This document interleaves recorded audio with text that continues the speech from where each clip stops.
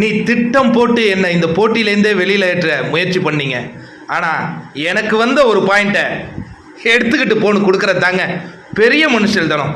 பூர்ணிமாவுக்கு இப்போ புரிஞ்சிருக்கும். அதாவது அர்ச்சனா இந்த டிக்கெட் டு ஃபினாலேயில் விளையாடக்கூடாதுன்னு கேங் பண்ணி வாக்குகளை செலுத்தி அவங்கள டிக்கெட் டு ஃபினாலே ஆட விடலை. எந்த இடத்துல போனாலும் களம் நம்ம தான் இருக்கணும். நீங்கள் ஆட விடாத ஆள் தான் இன்னைக்கு பெஸ்ட் பர்ஃபார்மராக தேர்ந்தெடுக்கப்பட்டிருக்காங்க. தேர்ந்தெடுத்ததோடு மட்டும் இல்லாமல் அவங்கக்கிட்ட ஒரு பாயிண்ட் இருக்குது, அதை அவங்களால பயன்படுத்தவே முடியாது. மற்றவங்களுக்கு கொடுங்க நானே குள்ள நரிகள் போல நீங்கள் என்னை கவுக்கணும்னு தானே யோசிச்சிங்க, எதுக்கு கேவலம் இந்த பாயிண்ட்டுக்கு தானே எடுத்துக்கிட்டு போங்கய்யா அப்படின்னு கையில் கொடுத்த இந்த மொமெண்ட்டு வேறு லெவல் சம்பவமாக இருக்குது. அதாவது Day 74க்கான செகண்ட் ப்ரோமோ ரிலீஸ் பண்ணியிருக்காங்க.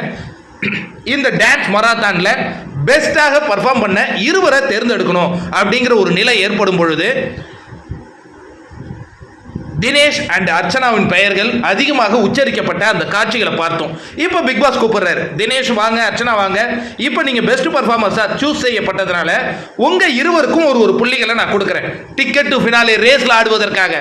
ஆனால் அன்ஃபார்ச்சுனேட்டாக குள்ள நரிகளின் சாகச சிக்கலில் மாட்டி ஒருவரை நீங்கள் வெளில அனுப்புனீங்க. அவங்க யாருன்னா அர்ச்சனா. அவங்கக்கிட்ட ஒரு பாயிண்ட் இருக்குது. அர்ச்சனா அந்த பாயிண்ட்டை நீங்கள் எடுத்துக்கிட்டே போக முடியாது, யாருக்காவது வேணா கொடுக்கலாம். அப்படிங்கும்போது பூர்ணிமாவுக்கு கொடுக்குறாங்கங்க. இதுதான் மாயாவுக்கு மிகப்பெரிய பதிலாக இருக்கும்னு நான் நினைக்கிறேன். மாயா கூடவே இருந்தாங்க பூர்ணிமாவுக்கு, ஆனால் ஒன்றுமே செய்யலை. ஆனால் டிக்கெட் டு ஃபினாலே ரேஸில் ஒரு பாயிண்ட் எடுத்து கொடுக்குறாங்க பார்த்தீங்களா? இதுதாங்க எதிரின்னு இவங்க யாரையுமே பார்க்கல. எனக்கு துரோகம் பண்ணீங்க, அதுக்குன்னு நான் மீண்டும் உங்களுக்கு துரோகம் பண்ணால் மாயாவுக்கும் அர்ச்சனாவுக்கும் என்ன வித்தியாசம்?